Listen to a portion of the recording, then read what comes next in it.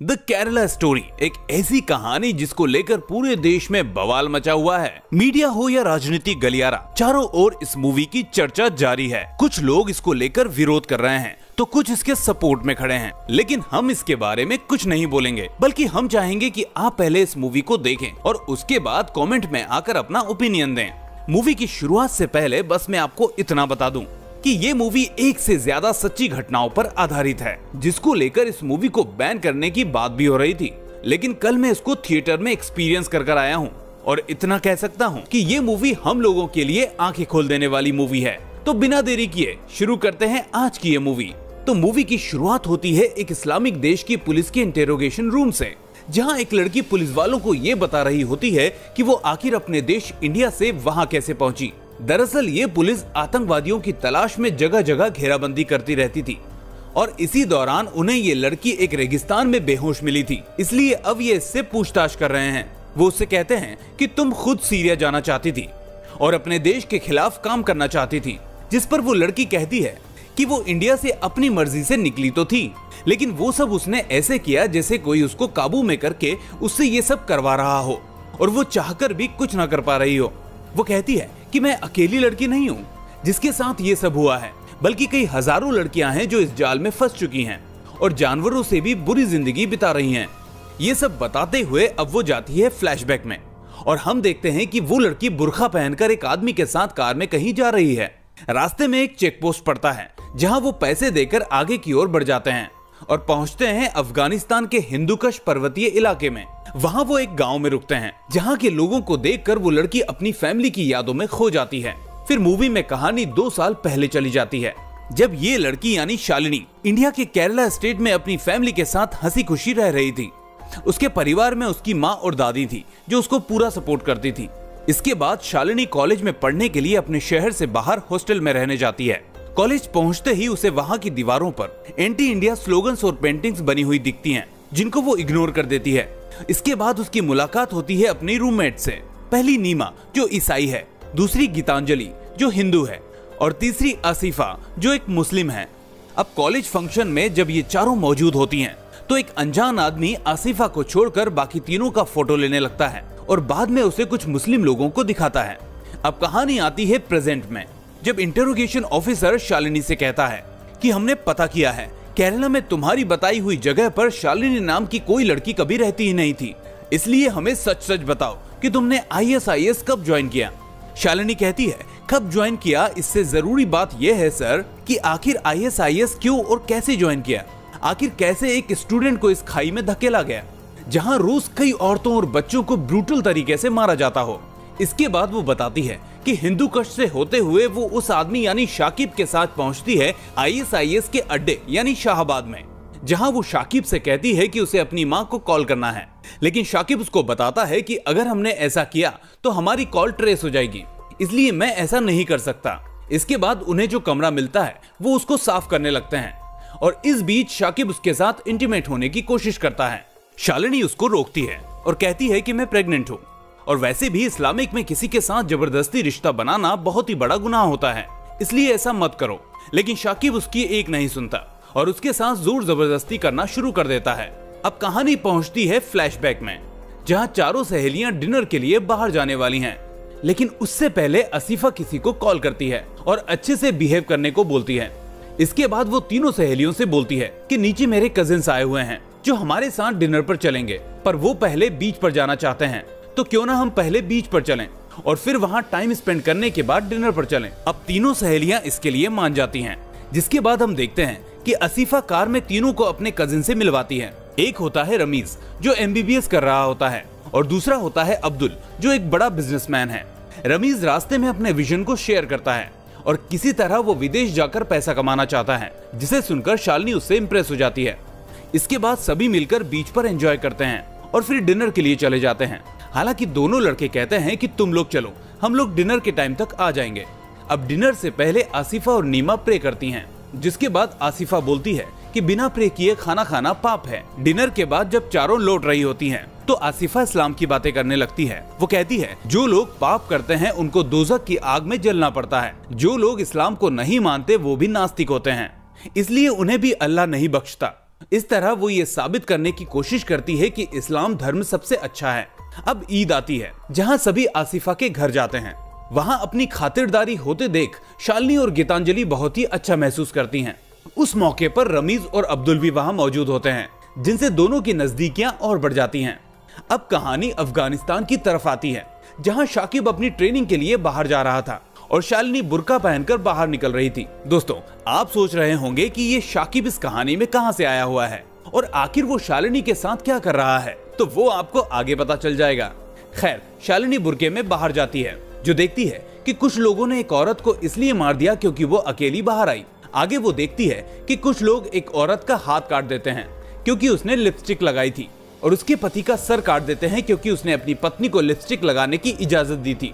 अब सबको देखकर शालिनी बेहद घबरा जाती है। अब शालिनी शाजिया के साथ वापस घर आती है। दरअसल शाजिया वहाँ के लीडर की बीवी होती है और उसके साथ घूमने पर उसे कोई खतरा नहीं होता। इस तरह वो वापस अपने घर आ जाती है। अब कहानी वापस चारों सहेलियों पर जाती है, जहाँ आसिफा 2 आदमियों से मिलने आती है, जिसके साथ रमीज और अब्दुल भी मौजूद थे। वो सभी मिलकर एक वीडियो देखते हैं, जिसमें एक आतंकवादी एक खास ड्रग के बारे में सभी को बता रहा होता है कि इस तरह उसका इस्तेमाल करके धीरे धीरे भूख लगना और दर्द का महसूस होना खत्म हो जाता है और नशे में आदमी वही करने लगता है जो उससे कहा जाता है।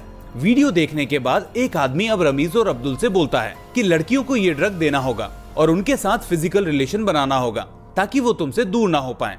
इसके बाद एक आदमी उन दोनों को पैसे देकर ये काम जल्द ही खत्म करने को बोलता है। अब अगले दिन बाकी तीनों सहेलियां मॉल जाने के लिए निकल पड़ती हैं और आसिफा पीछे से किसी को फोन करती है और तैयार रहने को बोलती है। मॉल में जाने पर कुछ आदमी उन तीनों का पीछा करते हैं और एक आदमी गीतांजलि को गलत तरीके से टच करता है। इसका विरोध करने पर बात और बढ़ जाती है और इसी बीच वो आदमी तीनों के कपड़े फाड़ देता है। ये सब होते हुए सब देखते हैं, लेकिन कोई आदमी मदद नहीं करता। लेकिन तभी एक औरत वहाँ आती है और अपने बुर्के से उन तीनों के शरीर को कवर करती है। इसके बाद तीनों वापस आकर ये बात आसिफा को बताती है। आसिफा उनसे कहती है कि अगर तुमने हिजाब पहना होता तो तुम्हारे साथ ये सब नहीं होता। किसी की हिम्मत नहीं है कि एक हिजाब पहनी हुई लड़की या औरत को कोई टच भी कर दे। ईसा मसीह जब मारा जा रहा था तो आखिर गॉड ने उनको क्यों नहीं बचाया? ऐसा गॉड किस काम का है? इसके बाद गीतांजलि और शालिनी रमीज और अब्दुल से मिलने जाते हैं, जहाँ वो दोनों उनके सामने गुस्सा होने का नाटक करते हैं और उन्हें सिंपैथी दिखाते हैं। शालिनी कहती है कि इस तरह के स्ट्रेस की वजह से अब नींद नहीं आती है और इसी बात का फायदा उठाकर वो दोनों उनको वो ड्रग दे देते हैं और कहते हैं कि तुम परेशान मत हो, सब ठीक हो जाएगा। ये दवाई है जो तुम्हें सोने में मदद करेगी और आगे से याद रखना कि तुम बिना हिजाब पहने कहीं मत जाना ताकि ऐसा वापस ना हो।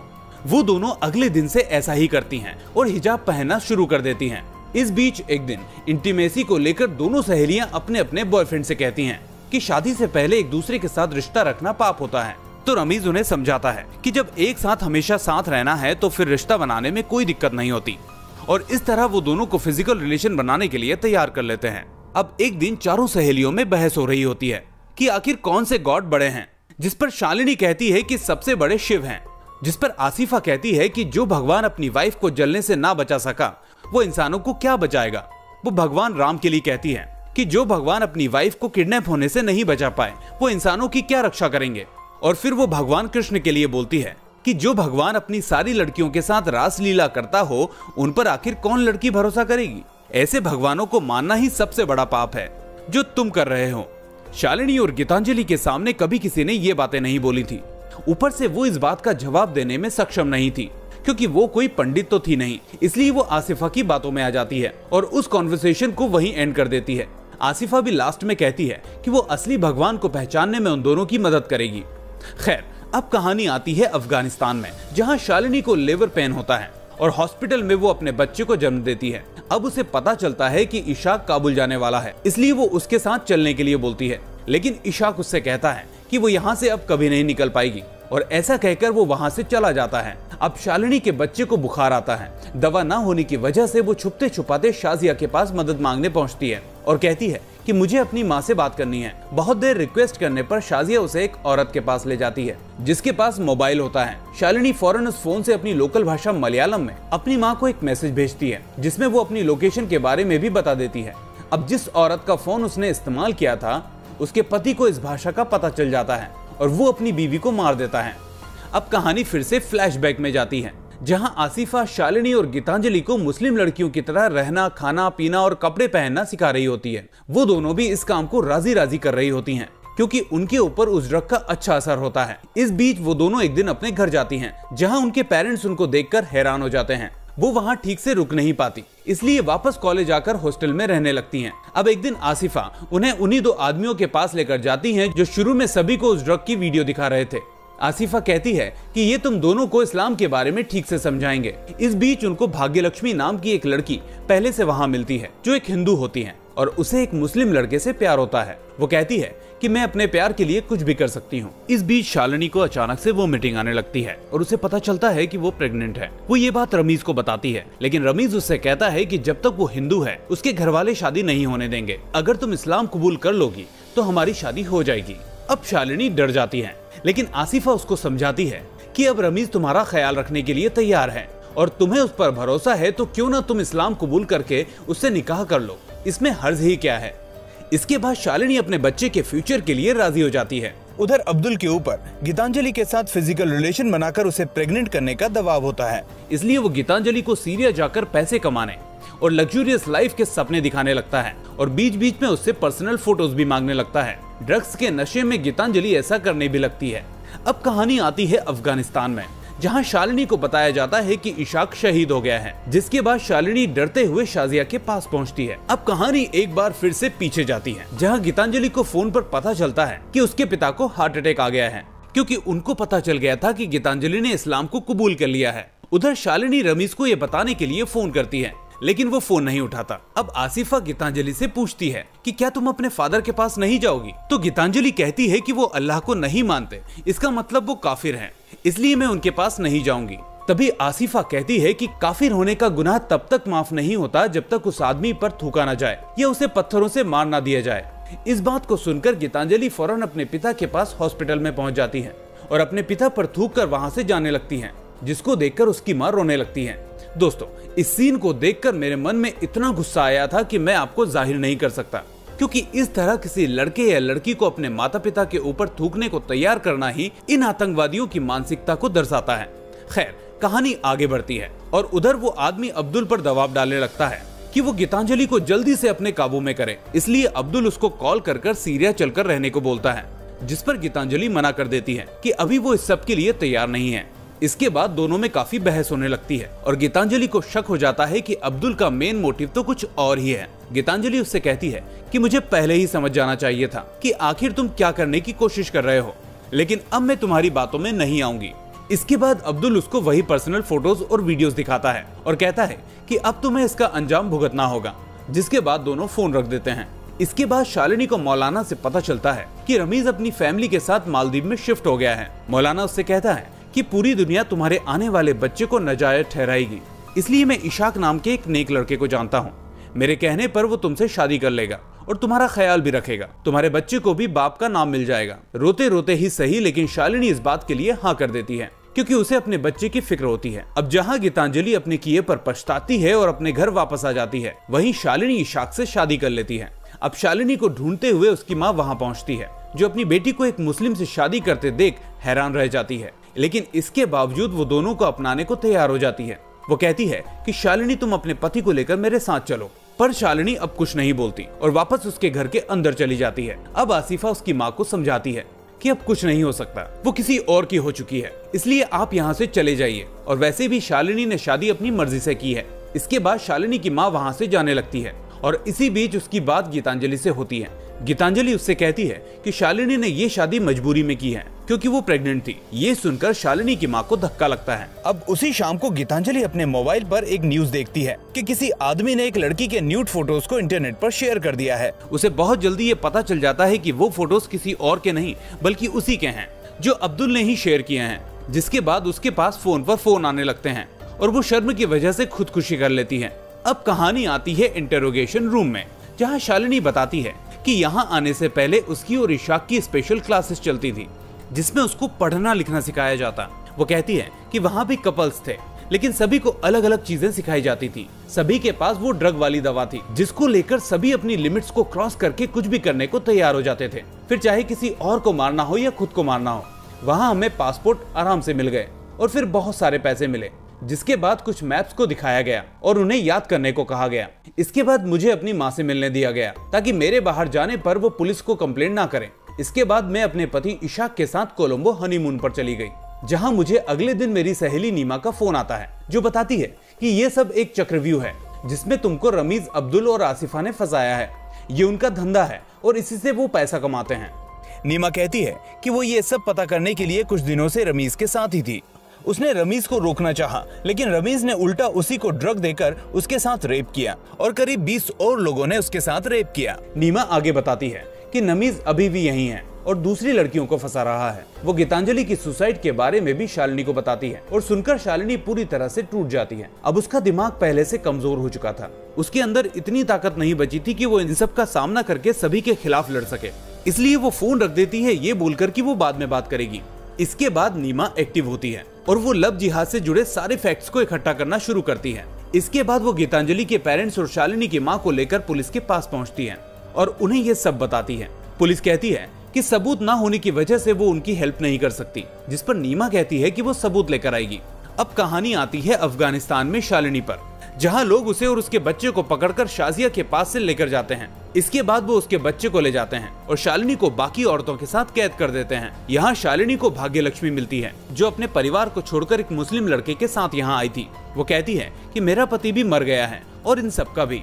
जिन लोगों के पति मर जाते हैं वो इन आतंकवादियों की गुलाम बन जाती हैं और वो जब चाहे इनको नोचते हैं और इनका रेप करते हैं। थोड़ी देर बाद एक आदमी आकर शालिनी को वहाँ से लेकर जाता है और फिर काफी लोग मिलकर उसके साथ भी वही करने लगते हैं जिसके बारे में अभी भाग्यलक्ष्मी उसे बता रही थी।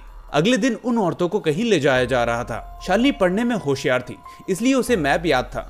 वो समझ जाती है कि उन औरतों को उस वक्त टर्की और सीरिया के बॉर्डर पर ले जाया जा रहा है। इसके बाद वो अपनी नॉलेज का फायदा उठाती है और भाग्यलक्ष्मी के साथ एक और औरत को लेकर वहाँ से भागने का प्लान बनाती है। भागते भागते वो एक रेगिस्तान में पहुंच जाती है, जहां उनका पीछा वो आदमी भी अभी कर रहे होते हैं। पहले वो उस औरत को निशाना बनाते हैं और फिर अगली गोली भाग्यलक्ष्मी को लगती है, जिसके बाद शालिनी डर की वजह से तेज भागने लगती है और उन लोगों के इलाके से काफी दूर निकल जाती है। इसके बाद वो थककर बेहोश हो जाती है और पूरे 17 घंटे बाद ड्रोन की नजर उस पर पड़ती है, जिसके बाद उसे वहां ले जाया जाता है जहां इस वक्त ये सब बयान दे रही है, यानी पुलिस इंटेरोगेशन रूम में। वो कहती है मैंने आपको सब बता दिया है, अब आप लोग उन पर कार्रवाई कीजिए और मुझे मेरे घर जाने दीजिए। पुलिस या आर्मी कहती है हम आपको ऐसे नहीं जाने दे सकते, लेकिन आप अभी हमारी फैसिलिटी में सेफ हैं। जिसके बाद वो शालिनी से उसकी माँ की बात करवाते हैं। अब शालिनी उस जेल में शाम को बाहर आती है, जहाँ वो अपने बुर्के को जलता हुआ देखती है और आखिरकार उसे एहसास होता है कि उसने अपनी लाइफ में एक बहुत ही बड़ी गलती को अंजाम दिया है। इसके बाद वो उस आग में अपने पश्चाताप के आंसू को जला देती है और एहसास करती है कि वो एक सनातनी हिंदू है। और इसी के साथ होता है इस मूवी का दी एंड। दोस्तों, इस मूवी के रिव्यू और स्पॉयलर्स तो आपको इंटरनेट पर देखने को मिल ही जाएंगे, लेकिन आपको ये मूवी कैसी लगी अपनी राय हमें कमेंट में जरूर दें। इस वीडियो को लाइक करने के साथ साथ अपने दोस्तों के साथ शेयर करना ना भूलें। नए हैं तो चैनल को सब्सक्राइब करने के साथ साथ नोटिफिकेशन बेल को भी दबा दें। कमेंट में हमें ये बताएं कि क्या सच में सच्चाई दिखाने वाली इस मूवी को बैन कर देना चाहिए। खैर, अब मैं मिलूंगा आपसे अगली ऐसी ही शानदार मूवी की एक्सप्लेनेशन के साथ। Till then, see you and take care and thanks for watching.